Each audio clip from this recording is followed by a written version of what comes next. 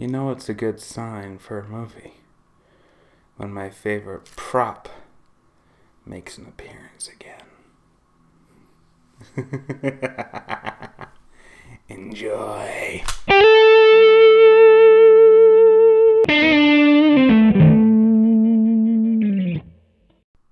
Hello and welcome back to another midnight showing. As always, I'm Kelly and I just got out of 10 Cloverfield Lane. One of the most scary real films, really thriller I have seen in a long time. I wouldn't really classify this as a full horror film, but it definitely scared me a lot more than the plethora of horror films you can see on this that I reviewed on this channel. Is this a good movie? Absolutely. It is a great film with 3 solid performances. John Goodman, Mary Elizabeth Winstead, and I don't know his name. And frankly speaking, I could recommend this movie to anybody who wants to go see it. There is a catch to this. Don't go to this movie expecting a Cloverfield sequel. It is not. In fact, I personally doubt it's inside of the Cloverfield universe at all. Because frankly speaking, let me put this as subtly as possible. There is absolutely jack shit in this movie that connects to Cloverfield. Sorry, did I stutter there? Let me try this again. There is nothing in this film that connects it to Cloverfield. And I know someone is going to try to bring up the third act of this movie in defense of it. And I'm just going to say, no, it doesn't, because spoiler, is not spoiler, like the Cloverfield. And it just boggles my mind that J.J. Abrams signed off on this movie and promoted it like a Cloverfield movie. It's not Cloverfield. They didn't even try. I'm sorry, but not once is the Cloverfield incident ever mentioned at all. The closest that we ever get to connection to Cloverfield is the third act. There's no lines of dialogue leading up to that in any way, shape, or form connect to this found footage monster movie. Instead, what do we get? This movie is a technical, skillful masterpiece. It's just 3 people inside of a bunker. You don't know what's real, you don't know what's true, and what's false, who's lying, and who's not. Is John Goodman the crazy psychopath who just drugged me and dragged me into his cellar? Or was he legitimately trying to save you from an attack that actually may or may not have happened? You don't know. And John Goodman really sells this by writing that line of crazy and just paranoid.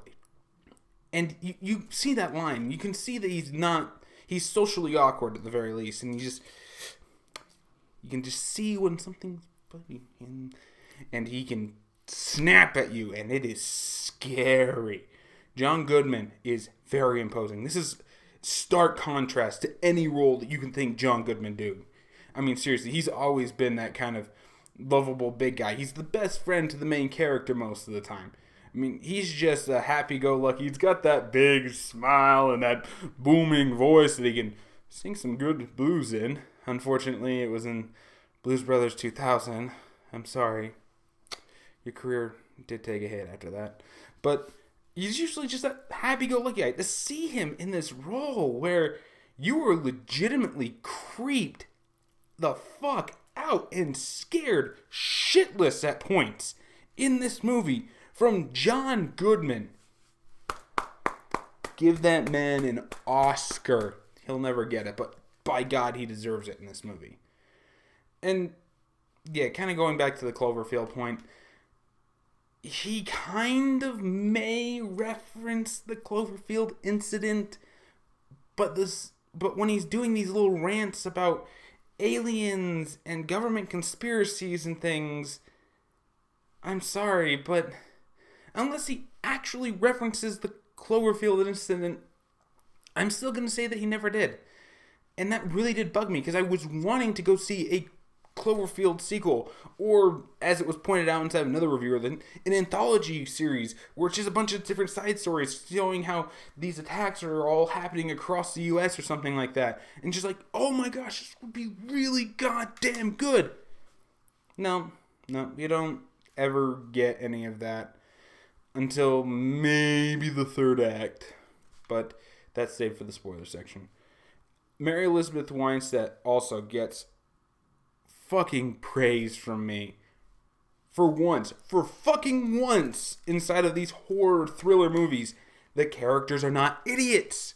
The second she wakes up and realizes some shit is going down, she instantly comes up with a plan. She tries her phone, which she finds buried inside of her stuff. Not working. He reveals himself and John Goodman gives her some crutches. After he leaves, she uses a little shaving of metal to shave the end of her crutch where the little stopper used to sit, and uses it as a weapon the next time he comes in. I mean, good lord, she's actively trying to escape for the first little while, and it's not until she really starts getting confused about the situation that she even calms down. But even then, she's not letting her guard down. The second something weird happens and she acknowledges that, she's actually actively doing something to improve her situation. She's smart. She doesn't run towards the monsters. She doesn't... There's another horror film that came out that I'm probably not going to get a chance to see at all, called The Other Side of the Door, in which every critic has said the exact same thing about the damn movie, is that you have one rule: don't open the door. What does the main character do? Open the damn door. If there was Mary Elizabeth Winstead inside of that movie, she would never open that damn door. She'd stay 10 feet the fuck away from that door while talking through it. I mean, for God's sake, it's so relieving to see an actual smart person in a horror film. Oh, yeah, thriller, but it still counts. And it's just so goddamn refreshing. She's amazing. Unfortunately, the third guy is kind of the third wheel, but that's how his character is portrayed. He didn't do a bad job. He was just overshadowed by two amazing performances. And honestly, anything else I can say about this movie is just a massive spoiler. So my recommendation is a must-see. Go see this one immediately. It is worth spending your time and money on, and you will not be disappointed. Just don't go to it thinking that it's a Cloverfield movie, because it isn't.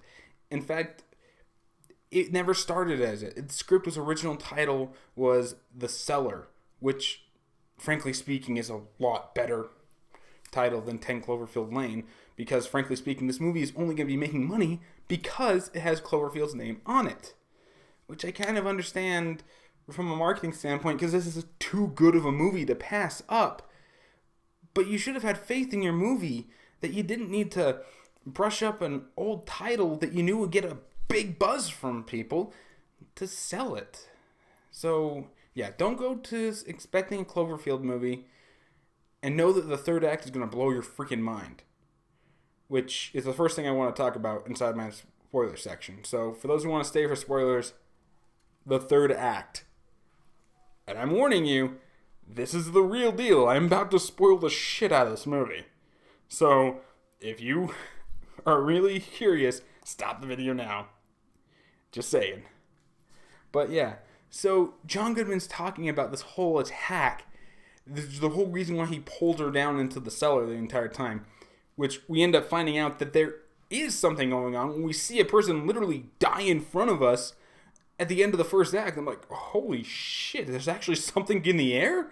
She's actually melting. She's got boils and stuff. She's like bleeding out of her face and stuff. What the hell is going on? And that's completely forgotten about until the third act when they try to get out. And unfortunately, the guy dies. And then we put the affiliate spirit or something.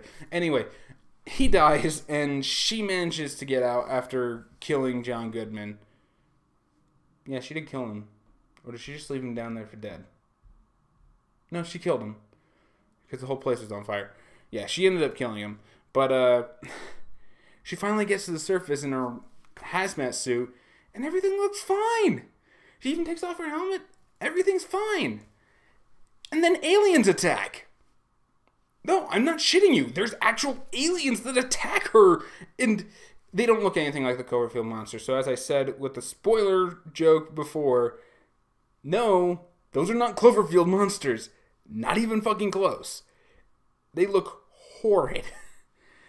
And if you really want to compare it to that scene inside of the Steven Spielberg War of the Worlds, when Tom Cruise gets pseudo-captured by one of the tripods and he ends up throwing the grenades inside of its mouth to blow it up. Almost the same thing happens, just switch out grenades for Molotov cocktail, and there goes your big alien spacecraft Avengers monster thingy. But yeah, they look nothing like the other Cloverfield monster. They're all scaled and they look more robotic, like they're like half cyborg and stuff. Hell, the big one that she throws the Molotov cocktail in actually fucking looks like a spacecraft.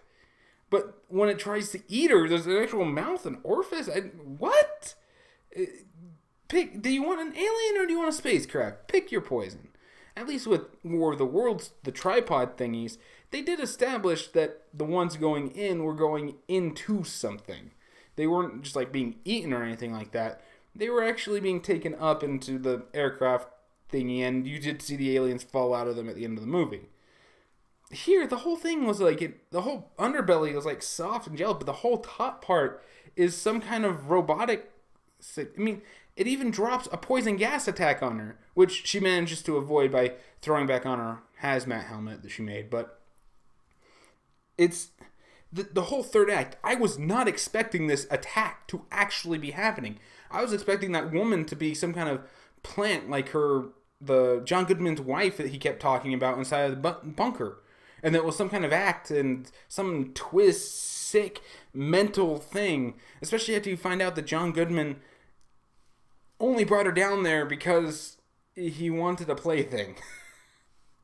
I'm sorry, I don't want to put it any other way, but after he kills Third Wheel, who snuck into the bunker before all hell broke loose, yeah, he's cleanly shaven, he's giving her ice cream, and acting like a nice guy again. Yeah, he was definitely planning on raping her. And instead of sitting there like a victim, she instantly goes with plan, get the fuck out of there, and succeeds. I love Mary Elizabeth Winstead's character in this, Michelle. She's just so smart. She's just so engaging. I mean, fuck. When she finally gets to the surface and gets attacked by fucking aliens, she doesn't back down. She comes up with clever distractions. She actually moves around them, fights when she needs to. She's awesome. And yeah, these aliens will blow your mind because it's just they told you this twist early on, but you didn't want to believe because no, that'd be stupid, wouldn't it?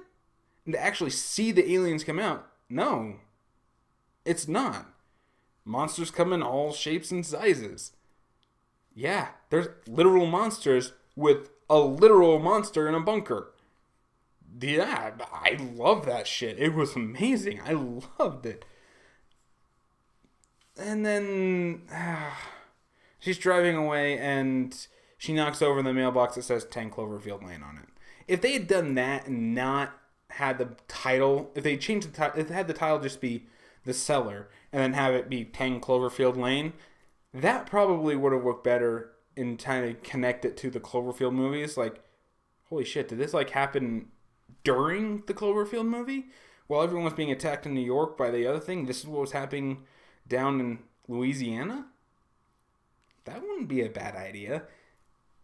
I still don't think this is a Cloverfield movie, and the name was just slapped on there pretty haphazardly, and it was clearly a marketing ploy, and I hate that shit. I really, really fucking hate that shit so badly. Anyway, I should probably actually talk about the plot. I know it's kind of late in my review to actually talk about the plot, but what's the plot of the movie? Well, the plot of the movie is basically Weinstead, Michelle, she is on the run from her ex-fiance, who I guess you could say ex-boyfriend too. That would still count. No explanation why she's on the run. I just assume some kind of an abusive relationship, that something turned violent, and she instantly decided to get the hell out of Dodge. She packed up a few things, she left her ring, and she just booked it.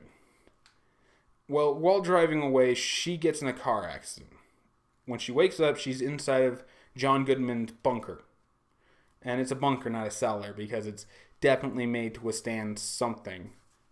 But she's got a brace on her leg, and she is handcuffed by the brace to a pipe that she's laying, that's sitting next to her on her little bed. Which completely makes sense at this point. She instantly tries to get the brace off. She tries the handcuffs, tries pulling the bar. None of that works.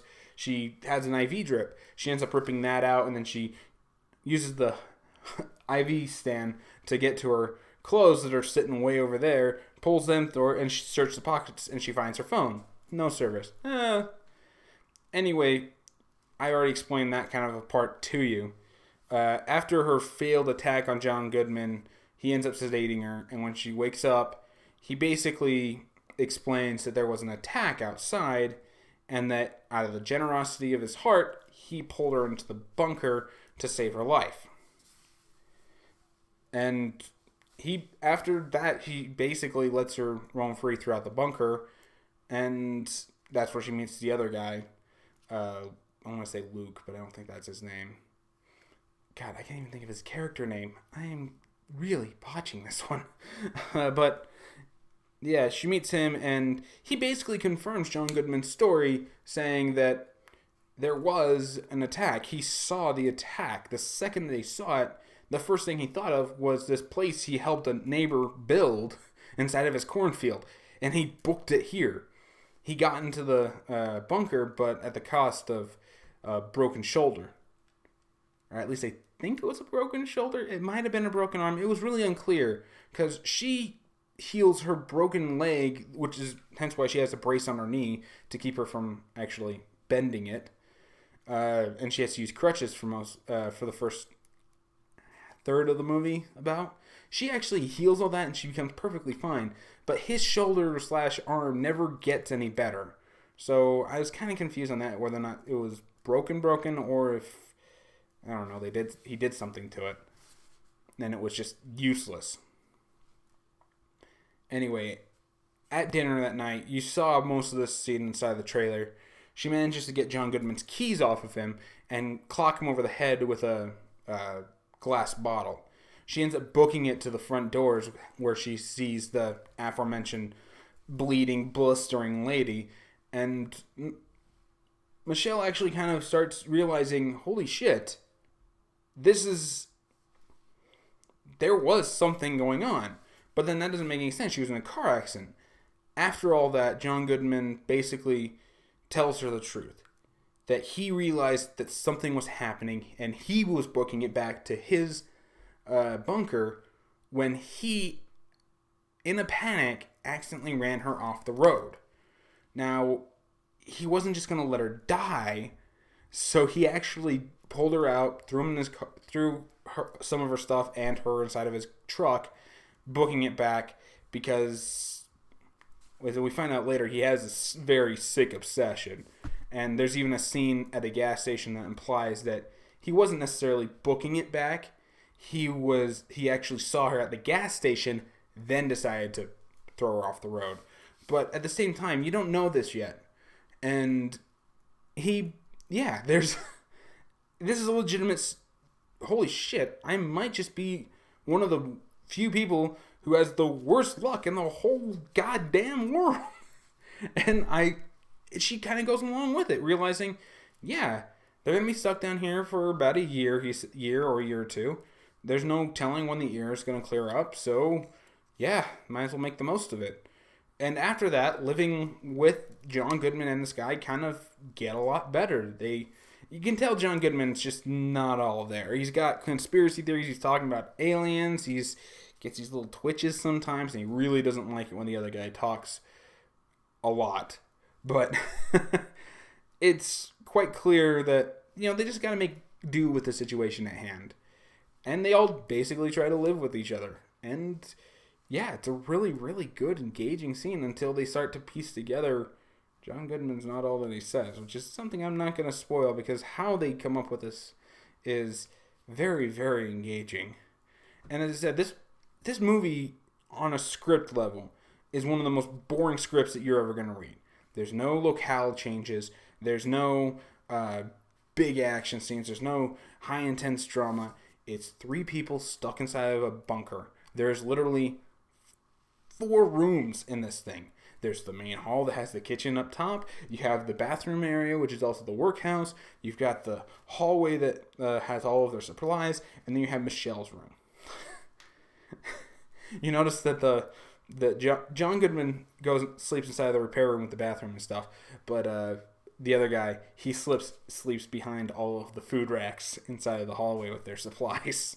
There's no bed for him. It's clearly a place only made for 2, which is a spoiler in and of itself, but it's on script level, this would be boring to read.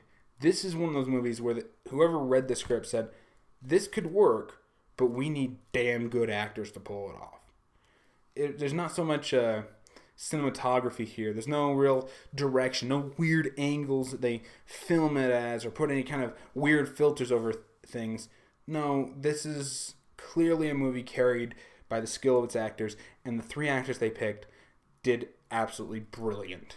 And really, there's nothing else to say about this movie except my final verdict: go see it. Go see it immediately. The second you get a chance, you won't regret spending money on this. As I said, you're going to be disappointed if you go there thinking it's going to be another giant monster movie, maybe even actually get some explanation of what the Cloverfield monster is, where it came from, blah, blah, blah, all that stuff. You're going to be disappointed if you go to this movie thinking it's going to be that. But if you want to just see a good psychological thriller where it just has smart, intelligent characters, actors who can play them perfectly, and a third act that's going to blow your fucking mind, you will not be disappointed. And with that, that's it for me. Did you enjoy the video? Have you seen 10 Cloverfield Lane? Tell me what you thought about it in the comments below. Maybe we'll get some healthy discussion going. And as always, if you liked what you see, you can click the subscribe button and like button and share this video with your friends. And if you want to and feel so inclined, be sure to follow me on Facebook, like me on Facebook, follow me on Twitter and Twitch, which I am going to be doing another Let's Play soon on Twitch. I just have to get through my sister's wedding first, and then we'll schedule a day for that. But if you want to, all those are links in the description below. And I guess that's it for me, so see you all next time.